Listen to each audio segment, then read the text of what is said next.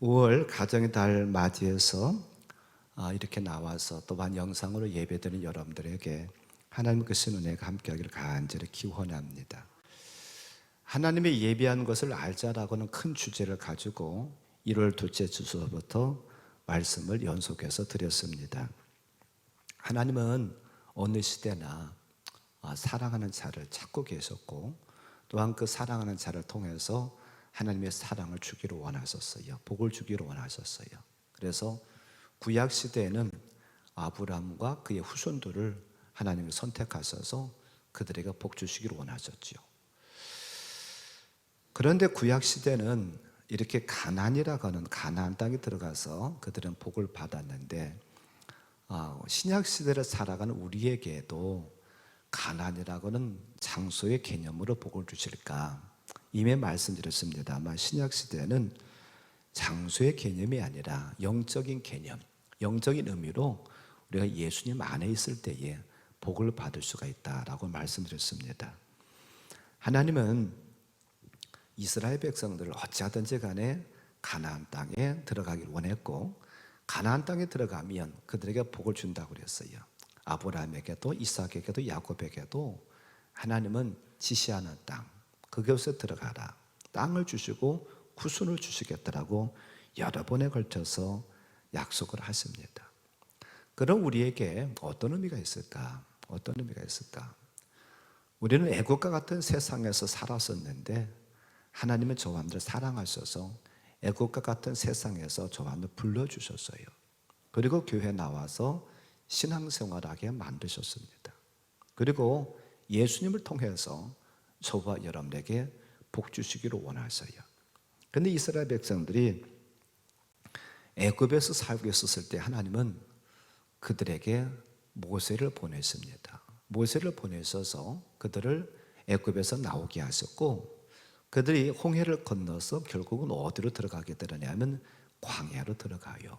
광야에 들어가서 40년 동안 참 어려움을 많이 당합니다. 그리고 40년 하나님께서 정하셨던 그 기간이 끝나니까 그들을 이제 요단강을 건너서 가나안 땅에 이르게 하셔요. 우리도 저와 여러분들의 인생도 어찌 보면 이 과정을 겪어요. 내가 예수님을 몰랐을 때는 어디냐면 우리가 애굽에서 살았던 거예요. 근데 홍해를 건너서 홍해라고 하는 세례를 통해서 하나님은 우리를 이제 하나님의 백성 삼으시고 우리를 단련하기 위해서 우리를 더 낮추시고 하나님의 거룩하신 뜻 합당한 성도가 되기를 위해서 우리를 어디다 집어넣느냐면 광야에 집어넣어서 우리를 다듬어 가십니다. 그리고 그 과정이 끝나면 하나님은 이제 광야가 끝나고 가나안 땅을 시작하게 하세요. 그런데 광야의 끝과 가나안의 시작을 어디로서 출발하게 되느냐면 요단강으로부터 시작이 됩니다. 그래서 요단강이라고 하는 것은 광야가 끝나는 시점이고 한편으로는 가나안 땅이 시작하는 시점이에요. 변화의 터닝 포인트가 지금 요단강에서 시작이 된다는 거예요. 저는 그래서 오늘 요단강을 건너서 가나안 땅까지 들어가는 그 과정을 잠깐 말씀드리면서 우리에게 하나님께서 영적으로 어떤 은혜를 주시고 우리는 어떤 영적인 은혜를 받아야 되겠는가를 생각해 보려고 합니다.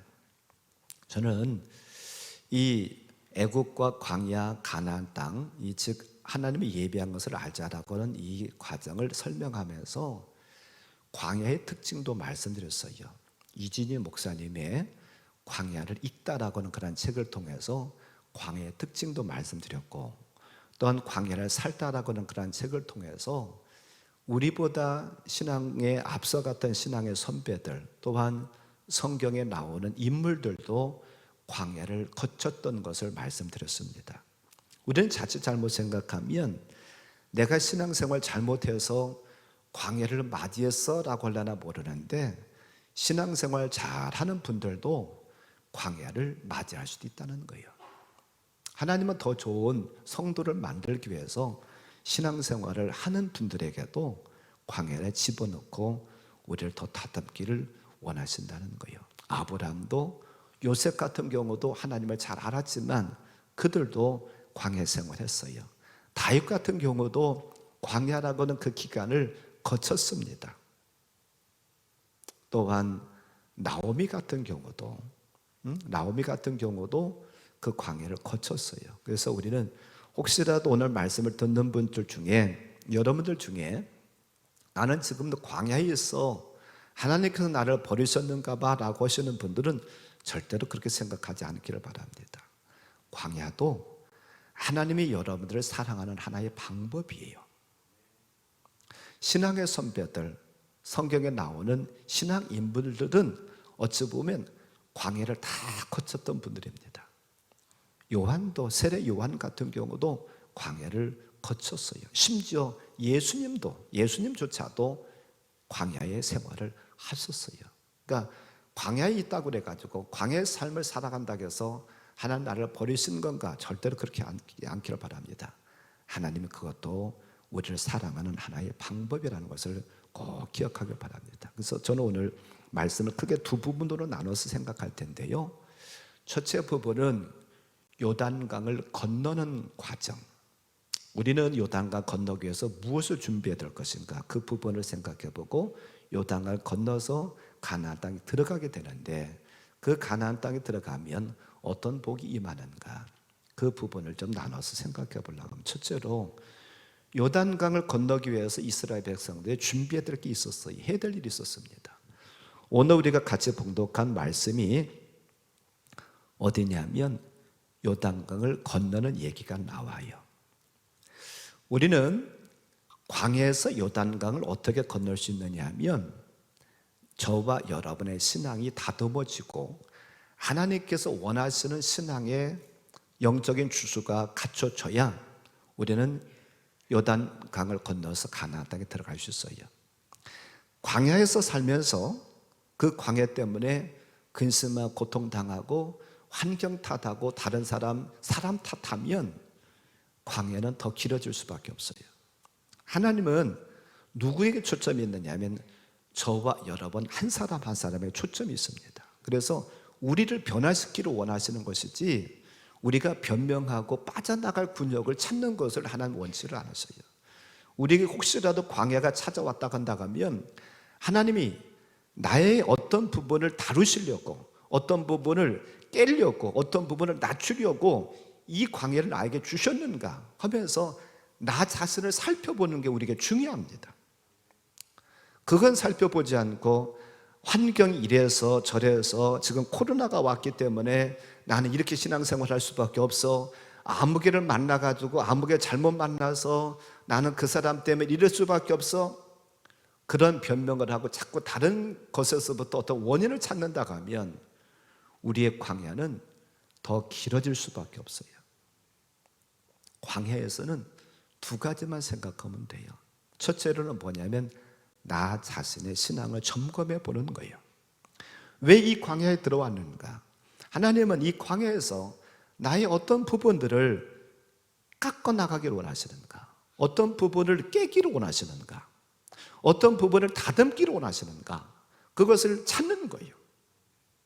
그걸 찾아서 그게 발견이 됐다고 한다고 하면 그 부분을 얼른 깨야 되죠. 얼른 내려놓아야 되죠. 그게 필요하고, 또 한 가지는 광야에서는 오직 하나님만 바라볼 수밖에 없어요. 왜요? 우리가 광야의 특징 말씀드릴 때에 광야는 길이 없는 곳이라고 얘기했잖아요. 길이 없는 곳이기 때문에 길 대신 예수님만 바라봐야 돼요. 그래서 광야에 접어들었다가 하면 이 두 가지, 내 모습을 살펴보는 것, 또 한 가지는 오직 우리의 초점을 주님께 두는 것, 이것이 광야에서 살고 있는 우리에게 꼭 필요한 것이라고 하는 거예요. 사도 바울 선생님께서는 에베소서 2장 22절에서 이렇게 말씀합니다. 같이 한번 볼까요? 너희도 성령 안에서 하나님이 거하실 초소가 되기 위하여 그리스도 예수 안에서 함께 지어져 가느니라. 바울은 광야에서 이스라엘 백성들이 그 광야에서 지었던 성막을 오늘 이 시대는 우리 어디에서 짓느냐고 말씀하느냐 하면은 우리의 마음에서, 우리의 심령에서 성막을 짓는다는 거예요. 저와 여러분들이 하나님께서 우리의 마음속에 심령 성전을 세우기 원하신다는 사실을 기억하기 바랍니다. 우리가 다듬어지고 변화돼서 저와 내 심령 성전이 세워지면 하나님은 우리를 광야 졸업하고 광야 졸업 가나안 시작이라고 하나님께 선언하신다는 거예요. 이스라엘 백성들이 가나안에 들어가기 위해서는 요단강을 반드시 거쳐야 됐습니다. 왜 하나님께 요단강을 허락하셨을까? 그냥 요단강 말고 그냥 바로 들어가게 하시지 왜 요단강을 건너게 하셨는가? 결국 요단강은요, 저와 여러분들이 제대로 다듬어졌는가를 시험하기 위한 장소예요. 이스라엘 백성들이 애굽에서 나와서 광야로 들어올 때도 홍해라는 곳을 거쳤습니다. 홍해라고 하는 것은 오늘날의 세례라고 말씀드렸잖아요. 영적인 세례라고 말씀드렸었잖아요. 내가 죽음을 고백하는 거예요. 내가 죽는 곳입니다. 홍해라고 하는 것은 내 자아가 죽는 곳, 그것이 바로 세례고 그게 바로 홍해였잖아요. 이제 요단강은 그게 제대로 됐는가를 하나님께서 점검하시기 위한 장소가 요단강이에요. 내가 제대로 낮아졌는가, 내가 제대로 하나님의 쓰임에 합당하게 됐는가를 보시겠다는 거예요. 우리는 생각할 때 이렇게 생각할 수도 있어요. 광야는 너무 힘들고 어려우니까 광야는 짧게 하고 가나안은 길었으면 좋겠다라고 생각할 수 있어요. 그래서 내가 조금 부족해도, 내가 하나님의 의도에 조금은 부족해도 빨리 가나안 땅에 넣어주셨으면 좋을 텐데 왜 그렇게 가나안 땅을 안 넣어주시고 광야를 길게 하실까? 그렇게 생각할 수도 있어요. 그것은 다른 것이 아니라 우리를 위해서 그래요. 두 가지 때문에 그래요. 하나는 한번 여러분들에게 한번 얘기할 테니까 한번 잘 생각해 보세요. 광야에서는 그들이 농사 짓지 않았습니다.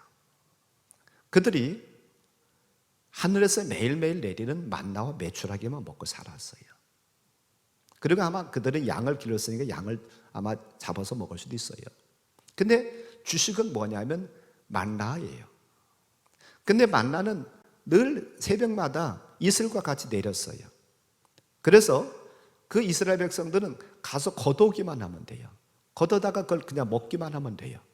그러면 생각해 보세요. 누가 하신 거예요? 하나님이 하신 거잖아요. 매일 만나를 내려주시니까 그들의 눈으로 볼 수 있어요. 매일 내려주시는 거 보이니까. 그런데 가나안 땅에 들어가면 이제는 만나는 끝이에요. 성경에 보면 그들이 가나안 땅에 들어가서 농사 지을 수 있으니까는 농사 지은 것을 먹기 시작했을 때부터 그 만나가 끝이었어요. 그러면 생각해 봐요. 농사하려고 하면 누구의 힘이 들어가야 돼요? 사람의 힘이 들어가야 돼요. 광야에서는 사람의 힘이 하나도 안 들어갔어요. 그냥 갖다 걷어서 먹기만 하면 돼요. 걷어다 먹기만 하면 되는데 가나안 땅에 들어가면 농사하려고 하면 사람의 힘이 들어가야 돼요. 그러면 이렇게 생각할 수 있어요.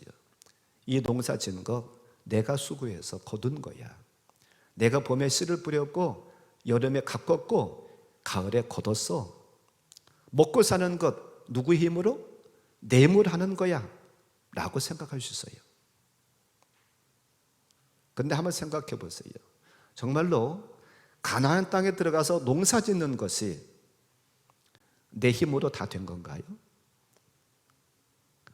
물론 어떻게 보느냐에 따라서 내 힘으로 했다라고 할 수 있어요. 그러나 하나님께서 적당한 비를 내려주시고 또한 적당한 햇볕을 주시지 아니하면 농사 지을 수 없잖아요.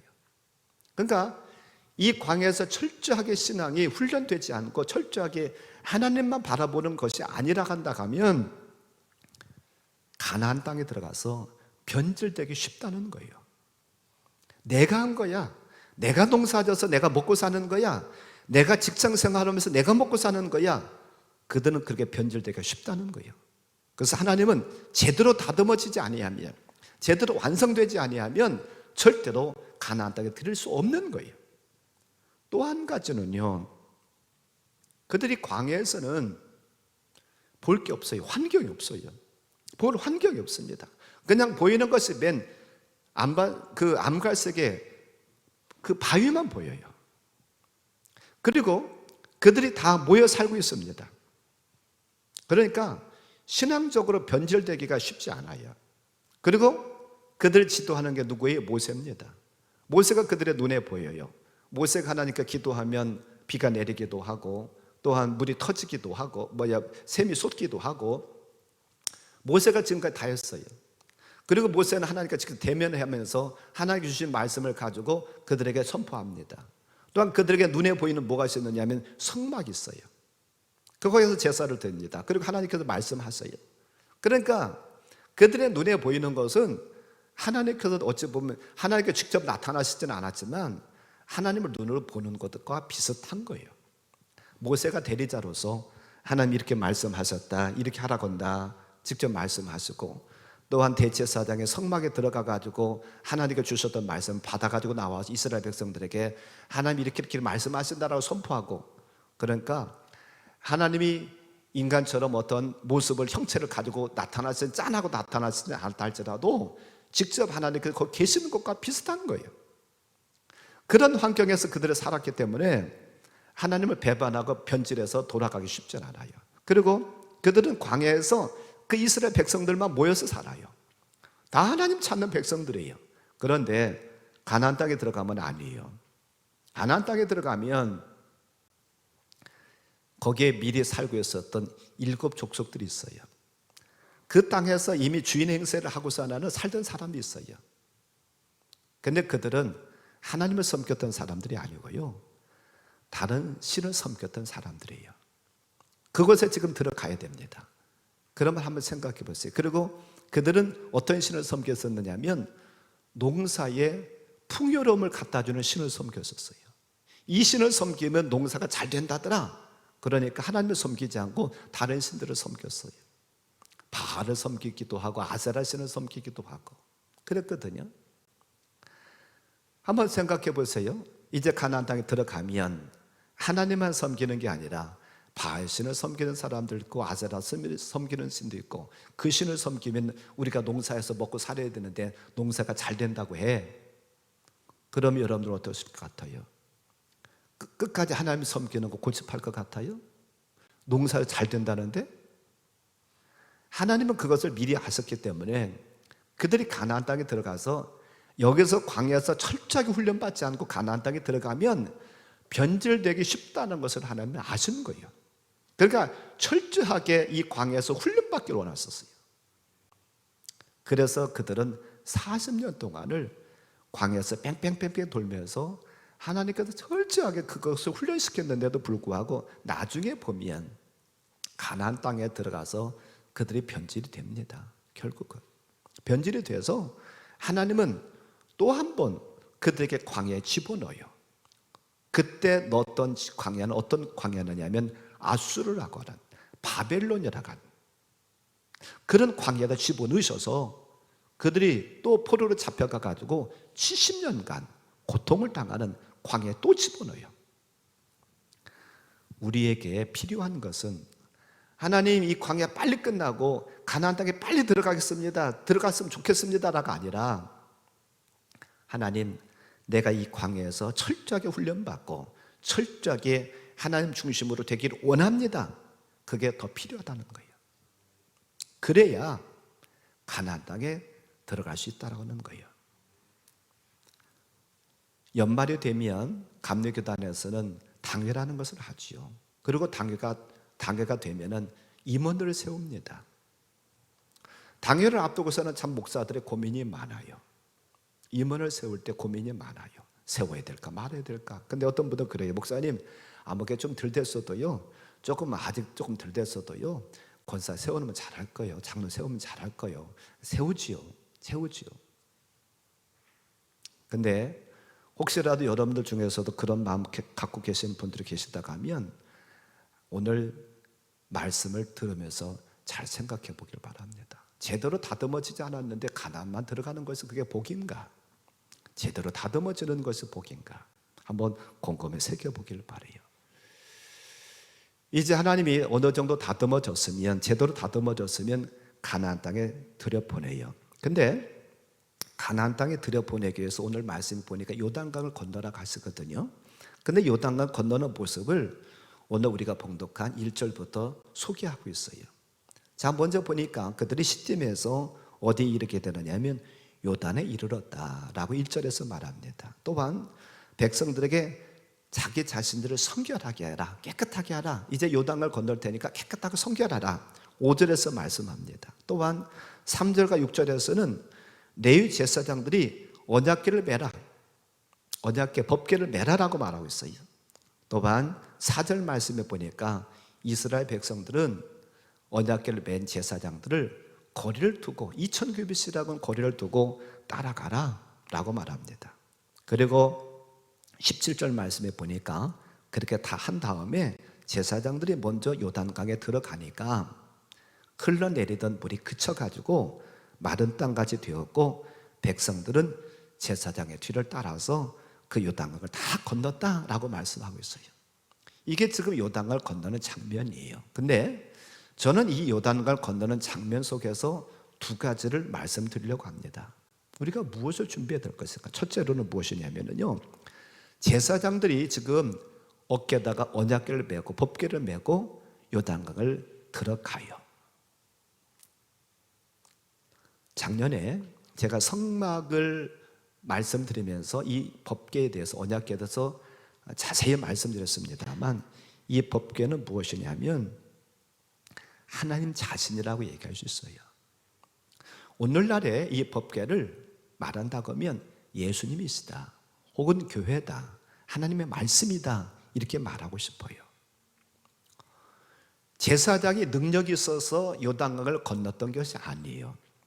제사장이 어깨에 메워져 있었던 법궤가 하나님이시니까, 하나님의 말씀이니까 그게 능력이 있어서 그들은 요단강을 건넌 거예요. 우리는 잘 생각하기를 바랍니다. 오늘날도 마찬가지예요. 내가 능력이 있어서 요단을 건너고 다른 방법을 통해 요단을 건널 수 있는 것이 아니라, 내가 요단을 건널 수 있는 유일한 방법은 무엇이냐면 예수님이고 말씀이라는 거예요. 예수님이고 하나님의 말씀이 있어야 우리는 요단을 건너지, 그거 이외에는 절대로 요단강을 건널 수 있는 방법이 없어요. 아무리 목사가 유능하다 할지라도, 아무리 목사가 능력이 있다 할지라도, 아무리 제사장이 참으로 훌륭한 제사장이라 할지라도 제사장을 통해서 요단강을 건너는 것은 절대 아니에요. 요단강에 그 제사장이 어깨에 메어 있는 법궤가, 언약궤가 하나님이기 때문에, 하나님의 말씀이기 때문에 그 말씀을 통해서, 하나님을 통해서 그 요단강을 건너요. 제사장을 바라보지 않기를 바라요.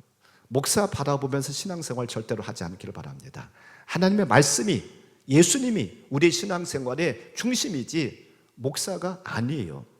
하나님의 말씀을 통해서만이 우리는 요단강을 건넙니다.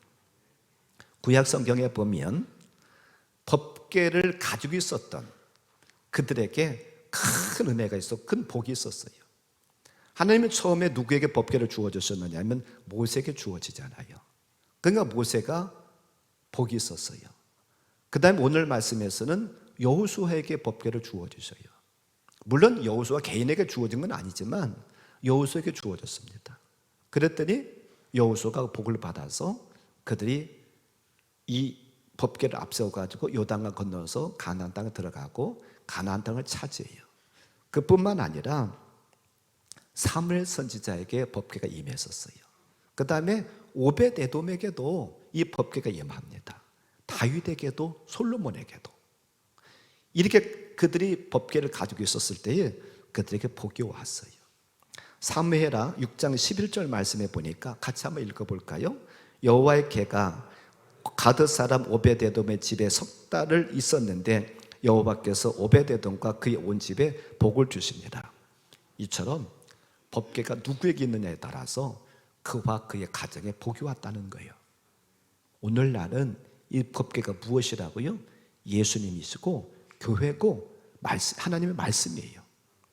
이것을, 이 법궤를 저와 너 다 소유하기를 바랍니다. 우리가 법궤 가지고 있으면 우리가 잘나서가 아니라 법궤 때문에 누가 복을 받아요? 저와 여러분의 복을 받는다는 거예요.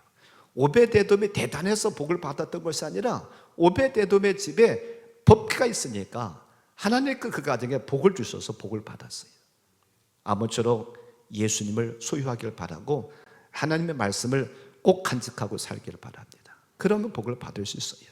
자, 두 번째로 요단강을 건너는 이 과정 속에서 저는 하나 또 말씀드리고 싶은 게 뭐냐면, 이 법궤를 맨 제사장들을 따라가기는 해야 되는데 일정한 간격을 두고 따라가라는 거예요. 어느 정도 간격이요? 2000규빗을 떨어지라는 거예요. 법궤를 가까이 하기는 해야 되지만 함부로 하지 말라는 거예요. 아무렇게나 대하지 말라는 거예요. 소중하게 여기라는 거예요. 이 요단강을 건너면서도 뭐라고 말씀합니까? 너희들이 정결하라, 성결하라 라고 말씀하고 있어요. 제가 작년인가 성경에 나타난 숫자의 의미를 말씀드릴 때 2라고는 숫자를 말씀드렸어요.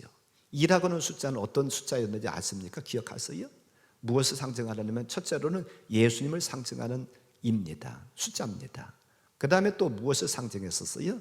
성별하다, 구별하다라고는 그 의미를 가지고 있는 것이 2라는 숫자였었어요. 자, 근데 여기에 보니까 2라고는 2000규빗이 나와요. 결국은 무엇이냐면 2라고 하는 것은 성별이에요. 하나님의 말씀을 가까이 하기는 해야 되지만 하나님의 말씀을 세상의 말과 똑같이 여기지 말라는 겁니다. 성별해야 돼요. 우리가 성도인 것은 세상의 사람들과 구별된다는 거예요. 똑같은 사람은 사람이에요. 그러나 성도라고 것은 세상 사람들과 구별된 사람이기 때문에 성도라고 이름을 붙여주는 거예요. 우리가 말이라 해가지고 아무 말이나 다 듣지 않기를 바라요. 세상의 말은 우리가 듣지 않기를 바라요. 우리가 하나님의 말씀만 법궤된 하나님의 말씀만 소중하게 여길 수 있는 조함들 되길 바랍니다.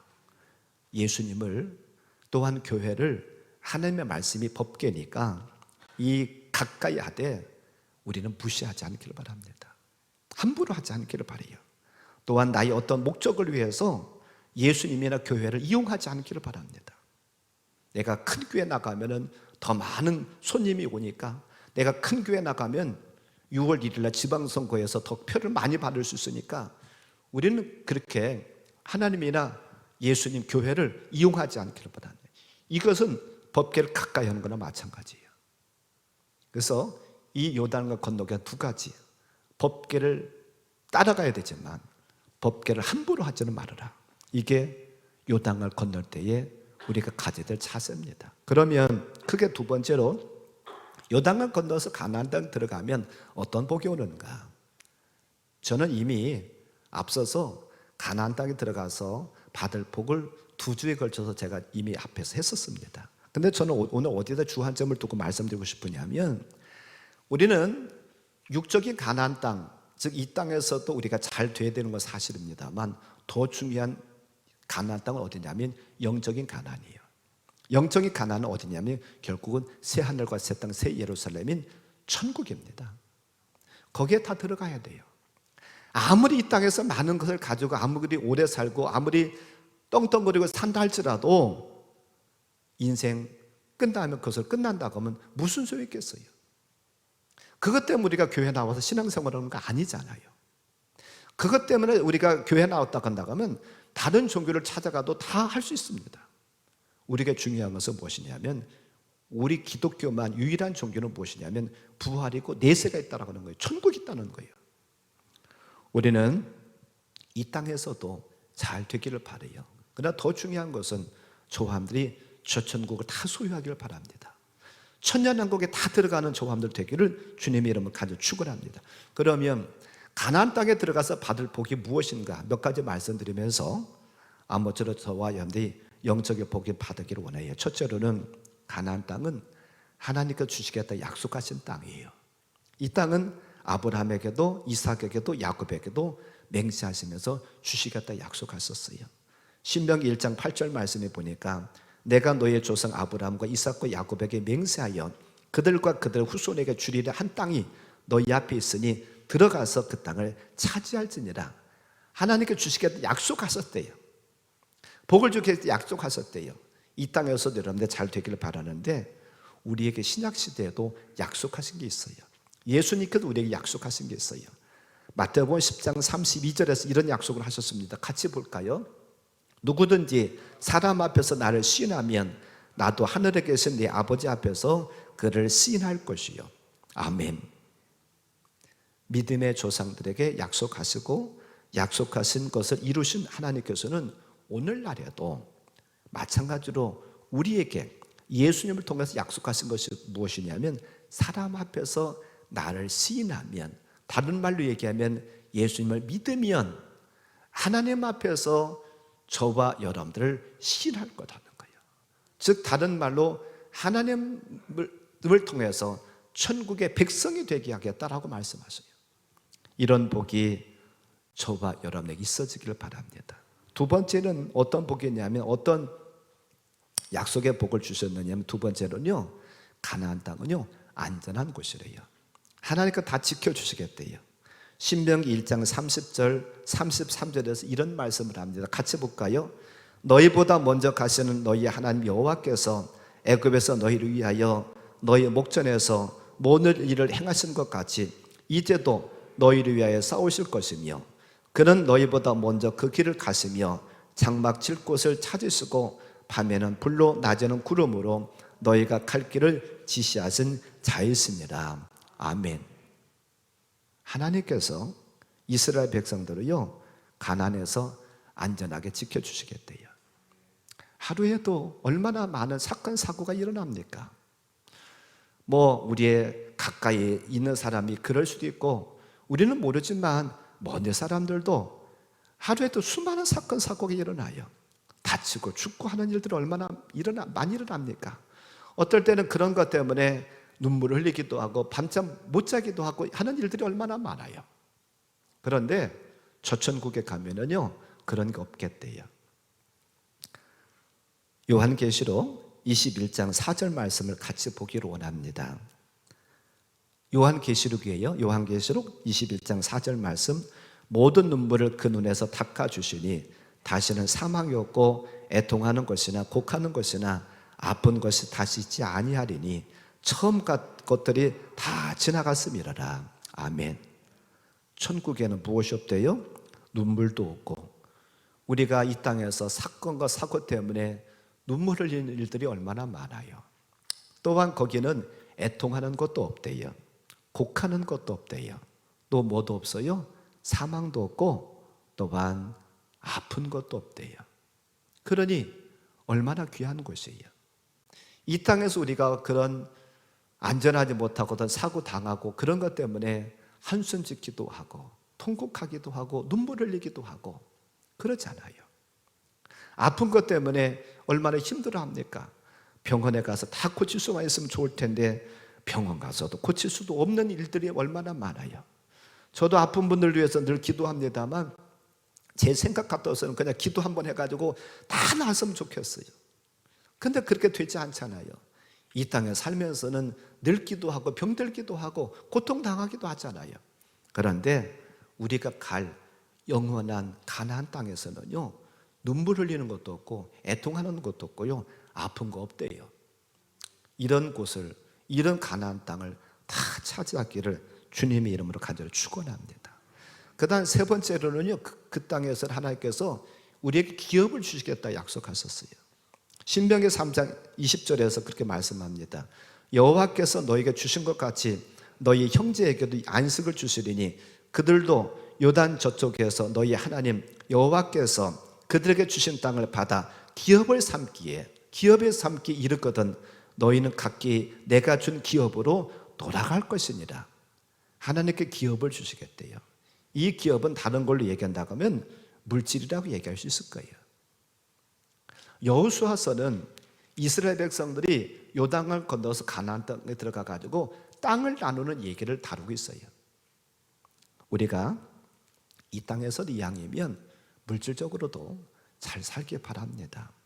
기업이라고 하는 것은 부모로부터 어떤 상속을 받아서 부유하다든지 아니면 이 땅에서 내가 살아가면서 하나님께서 어떤 주신 은혜를 통해서 어떤 물질을 모았다든지 그런 기업을 얘기할 수 있어요.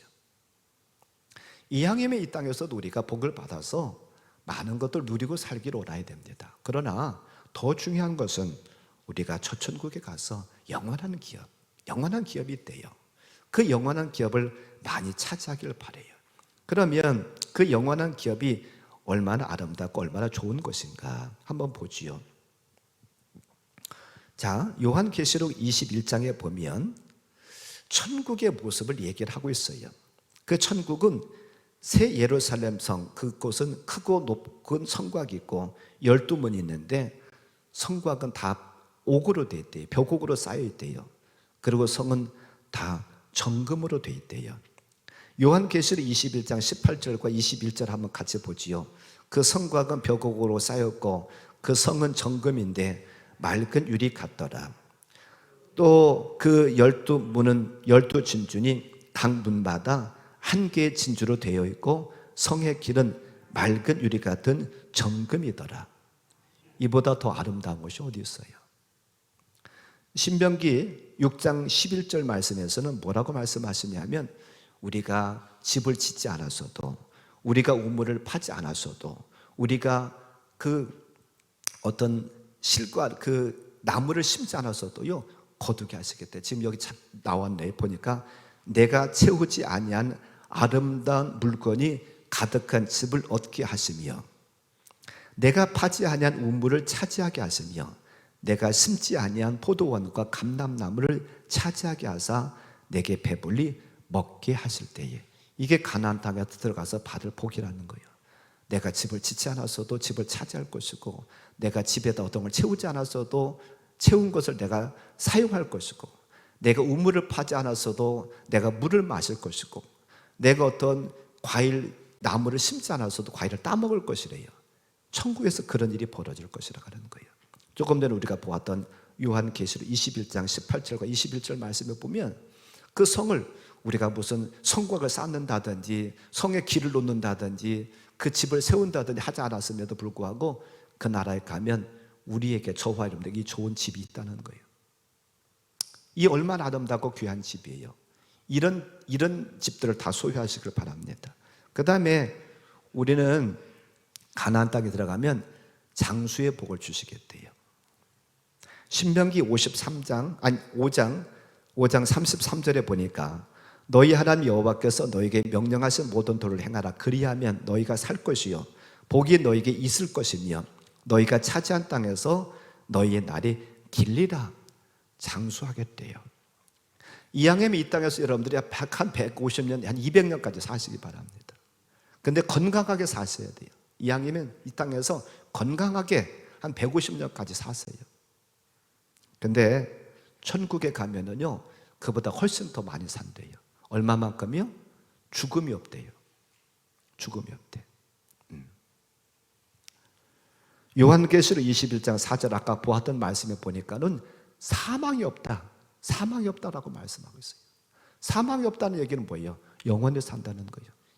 150년, 200년이 아니래요. 여원손 권사님 거기에 200년이라 쓴 거 없어요. 제가 그냥 하는 소리요. 그러니까 150년, 200년이 아니라 영원히 산대요. 천년 만년 산대요. 이거보다 더 장수가 되겠어요.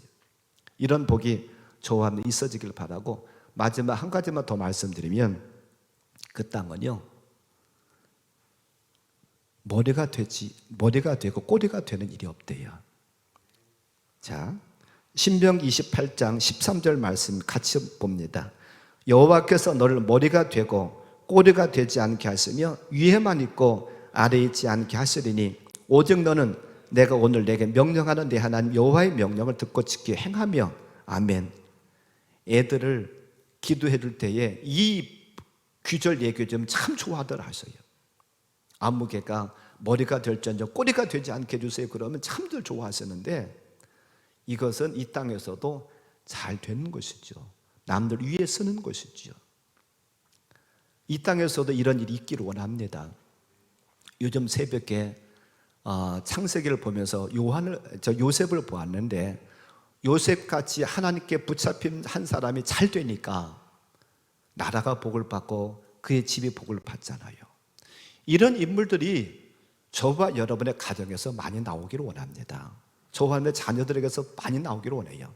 정말로 신실하게 하나님 믿는 좋은 사람이 세워지면 그를 통해서 하나님께 영광 돌릴 뿐만 아니라 그의 주변에 있는 많은 사람들에게 좋은 영향력을 행사할 수가 있어요.